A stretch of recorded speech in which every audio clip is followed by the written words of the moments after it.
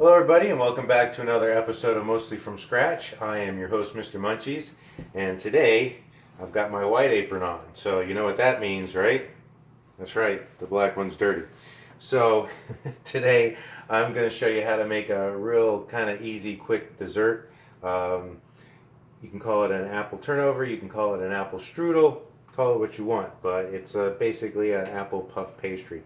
Your ingredients are going to be 1 sheet of puff pastry dough. I am just going to use the Pepperidge Farm frozen ones. They're convenient, and unless you know how to make puff pastry dough, there's a real technique to it, and it's kind of time consuming. So it's easy. I got 2 apples. These are Fuji apples. You can use Fuji, Granny Smith. Make sure they're just the hard variety so they don't turn into mush when you're cooking them. You're going to need about a teaspoon of sugar, 1 egg with a teaspoon of water beaten. This is going to be your egg wash, and some cornstarch. Alright, so I am going to peel and core my apples, and I'll be right back.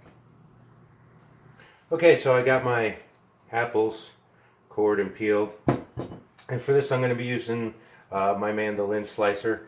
Let me show you here. I got it set on the French fry setting. It doesn't only cut this way, but it cuts that way as well, with the little blades that are sticking up, so it kind of does a julienne. So I'm going to get those started, and after I have them julienne, what I'll do is finish them off with the knife.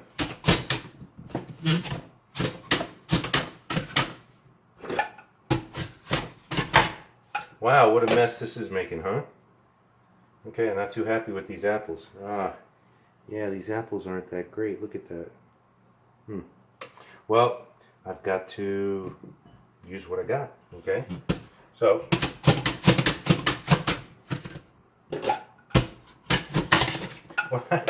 we got apple flying everywhere. Okay. Hey, that's all part of cooking, right? If it wasn't messy, it wouldn't be fun. Okay, so we got some messy apples chopped up here. This is what I'm talking about. This not quite julienne, French fried. Where's the lens on here? There we go. See that? Looks like a French fry. Tastes like an apple. Alright, so what I'm going to do is dice these up now with the knife.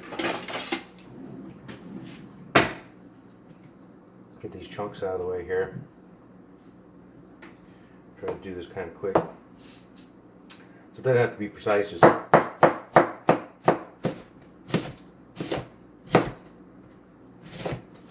I think this is going to be probably way too much apple. I probably could have just done 1. But you can always freeze it and save it for later.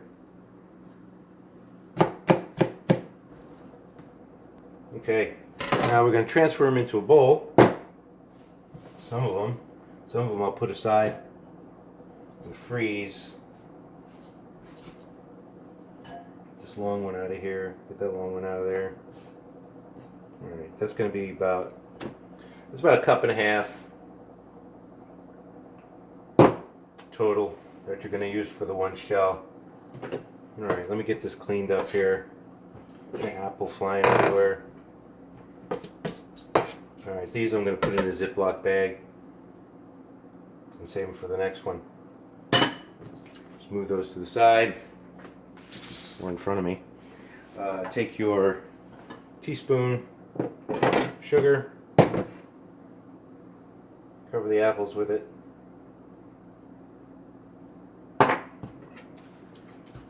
Yum. And just give it a little mix.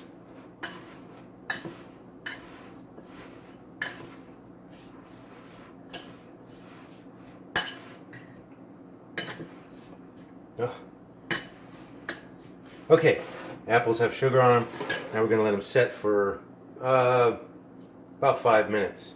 And these are already starting to, I don't know if you can see it on camera, but they're already starting to oxidize, turn a little brown. It doesn't matter. They're going to cook anyway. So if I don't eat them all, we'll get some in the pastry shell. So I'll be back in about 5 minutes. Okay, so it's been about 5 minutes and our apples have been sitting with the sugar on it. Now, if you wanted to make this more of a strudel type dessert, when you add the sugar, you can add some cinnamon, a little bit of lemon juice, and some raisins if you want.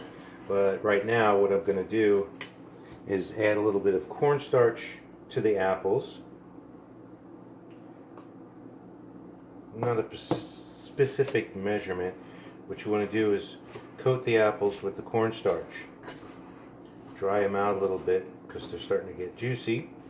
And you don't want too much wetness on your dough. So we're just going to keep coating these until they're kind of dry. And what the cornstarch is going to do is when the apples are cooking, it's going to combine with the juices and the sugar and give you kind of like a syrupy, kind of a glaze in there.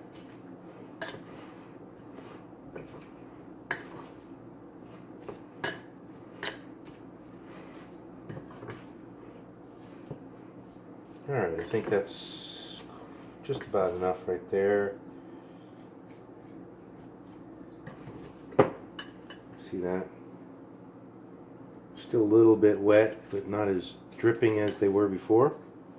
So, now that I have the cornstarch on my hands, what I want to do is take my puff pastry dough and just roll it a little bit. So I got some cornstarch on here so it doesn't stick to the mat. Now, if you don't know what puff pastry dough is, you take a look at that. That's about 1/8 of an inch thick. But within that 1/8 of an inch of dough, there's like dozens of layers of very thin, tissue paper thin layers of dough. That's what makes it flaky and puff up when it's cooking. That's why it's very difficult to make puff pastry dough from scratch. You got to really have the technique because you have to roll it out, flour it, roll it out, fold it, flour it. It takes quite a bit of time. So that's why I'm just using the store-bought stuff. So what I'm going to do is put this on my mat. Now it's about 3/4 of an inch smaller than the sides of the mat. So what I want to do is just bring that out about 3/4 of an inch on each side. A little bit of cornstarch on here so my rolling pin doesn't stick. And hopefully this is not going to slide all over the mat. And you just want to take your rolling pin and lightly start rolling this out to the sides. You don't want to crush this dough, else it's not going to flake and puff. I'm going to go a little bit the other way. Just making it a little bit larger so we have a good size pastry when we're done.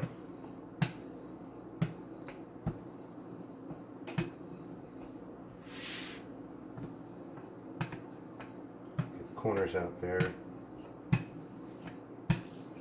Alright, I don't want to work this too much more, so I think that's going to do it. So we didn't flatten it out too much, we just kind of stretched it. Now I'm going to take my knife, a clean dry knife,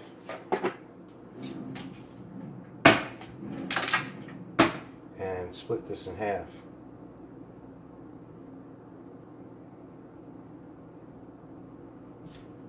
Okay, now we're going to transfer this to our baking sheet. I have a baking sheet that's lined with a silicone mat. If you don't have these silicone mats, you need to get them because they are fantastic. I've had these things for probably 15 years and I don't bake anything, especially any kind of dough product, whether it's biscuits or something like this, without it, because it protects the bottom of whatever you're making, your cookies, your pastries and stuff, and it keeps it from burning. Plus it's virtually non-stick. So I'm gonna go ahead and transfer half of this that didn't cut all the way through. So we're gonna just cut it again. Make sure it's cut all the way through. There we go. Alright. We're going to get half of that on our mat. Just kind of pull these edges a little bit. And we're going to load it with our apple. Get this in frame here so you can see it. Alright, got our apple. You can see that. See the cornstarch on that? Made that thicken up a little bit. So let's load this up. Now when you're putting your apple on, what you want to do is kind of evenly distribute it throughout the surface of your pastry. You don't want it piled up in the middle like this. So just kind of spread it out, leaving just a little bit of border. That way your top dough can stick to your bottom one. And if you do have a lot of juice in the bottom of your bowl, see this? Got some juice down in there. Try not to get that on the pastry. You don't want your pastry really wet before it goes in the oven.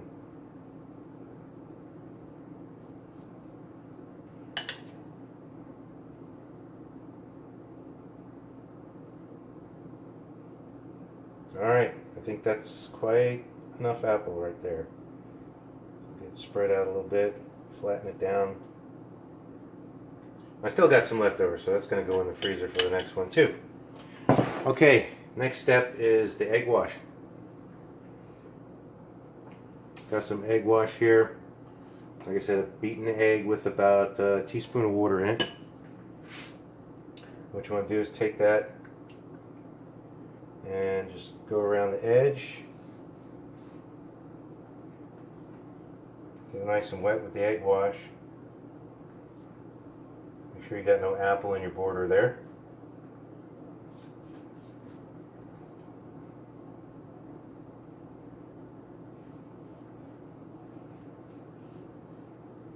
Okay, now we're going to take our second piece and stretch it just a little bit so it's a little bit bigger than the bottom one, so it covers all the apple.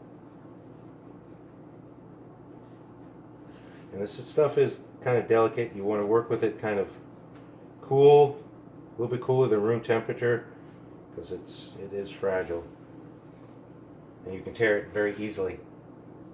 Alright, so we got our top on there, and we're just going to lightly press it down to the bottom. You don't want to pinch it off and seal it like a ravioli or anything like that. Just let them meet. Now take your egg wash again and coat the whole top generously. Because now what you're doing is wiping off that excess cornstarch that kept it from sticking to everything.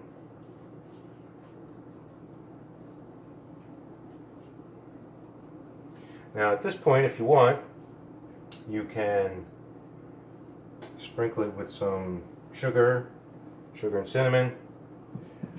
I'm not going to do that. Let me take a look at this.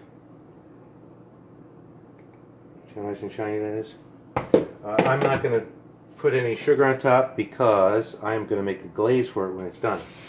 So now we're going to take our sharp knife and just give it a couple scores across the top, just like you would with an apple pie. It'll give it a little bit of ventilation when it's cooking so you don't get too much steam in there.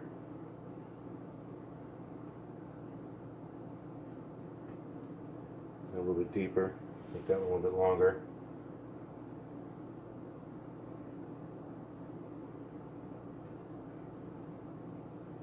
Okay, we've got our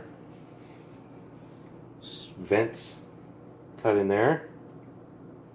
And now this is going to go into a 400-degree oven for approximately 20 minutes. Now I am going to put this on the bottom rack because I'm using a silver pan plus the mat. Now if you don't have these silicone mats, what I suggest is using 2 layers of parchment paper.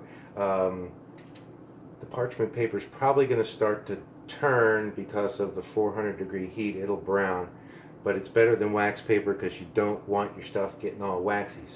And also too, if you're using a dark pan, You might want to go up to the second level or even the third level because the dark pans are going to absorb more heat where the silver pans will be reflected. So I'm going to put these in the oven for, like I said, about 20 minutes. I'm going to check them right around the 15-minute mark, see how they look, see how it looks, and let it go from there. So I'm going to put this in the oven and I will be back when I pull them out. Okay, I am back. This just came out of the oven. I went for about 23 minutes at 400 degrees, bottom rack. About the last 3 minutes, what I did was I shut the oven off and just let it ride for about the last 3 minutes. So let me get my trusty oven glove on here and let you take a look at this nice and close.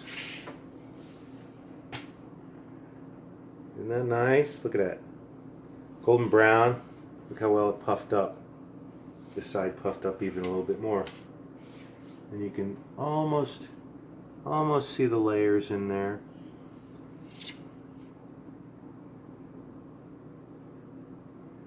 Nice, right? Yeah.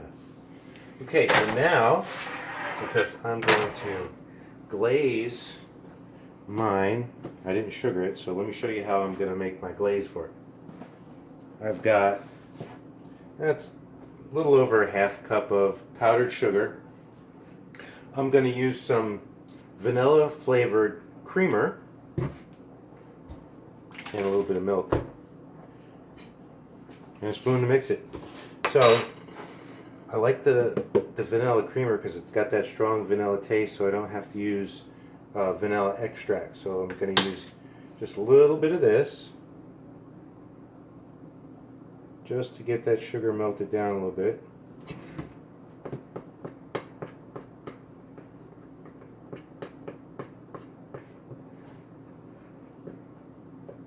And then I'm going to finish that off with some milk.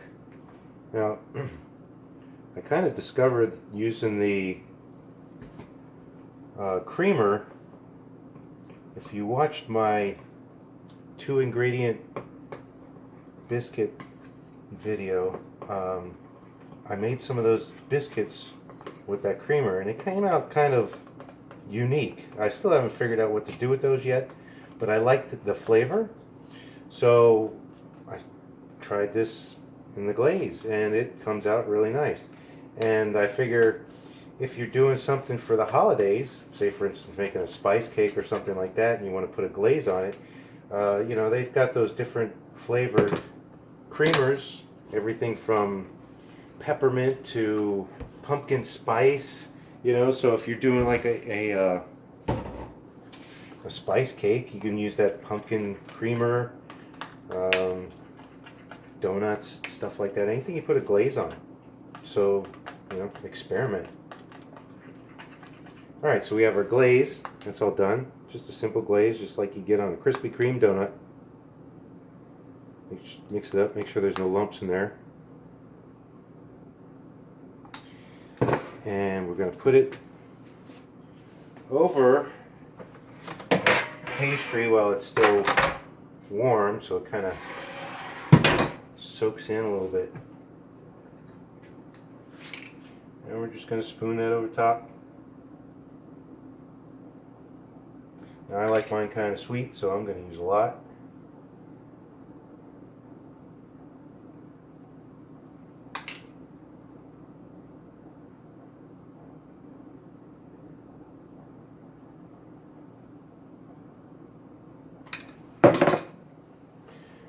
Alright. I'm getting a look at that. Isn't that awesome? Yeah, I wish you could smell it. The day they come out with smell-o-vision, that's going to be a great day. Because this is awesome smelling. Between the vanilla and the apples, it's killer. So, because this is 400 degrees, I'm not even going to attempt to cut into it and bite it right at the moment. So I'm going to let this set for at least 15 to 20 minutes and let it cool off a little bit. And I'll be back. I'll transfer it to a plate, cut it open, and give it a taste and let you guys see what it looks like on the inside. So 20 minutes, I'll be back. Okay, so it's been 20 minutes, and that was a long 20 minutes waiting for this. So now it's nice and cool. get another look at it. You can see the glaze that's set up on there. Oh man, it still smells awesome. Alright, so let's cut into it. I have chosen a lightly serrated knife because this is a bread product. Ooh, can you hear that?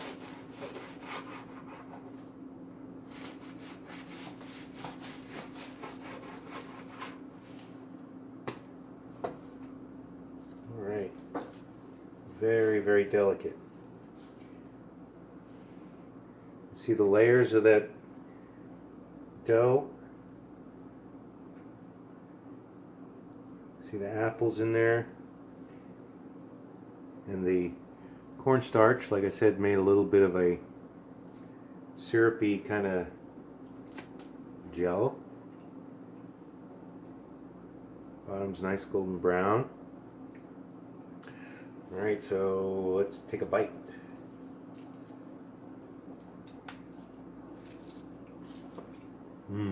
You hear that crunch? Oh my god. Oh, that is so good. I tell you what, it's just still kind of warm, and that's perfect. But tomorrow morning, this will be even better.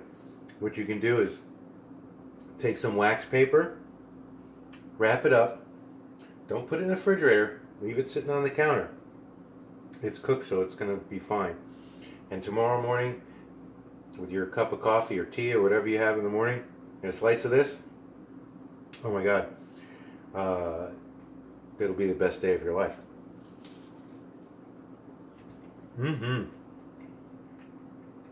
Oh man, that's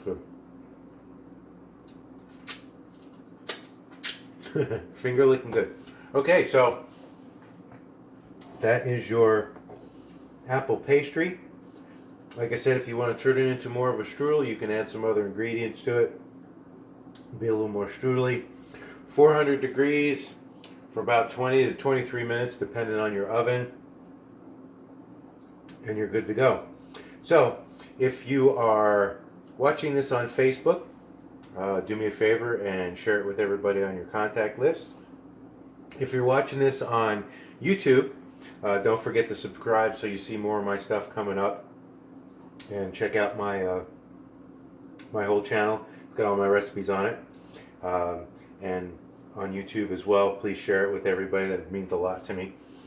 So, that'll do it. This has been another episode of Mostly From Scratch. I am your host, Mr. Munchies. So everybody, plate up and chow down.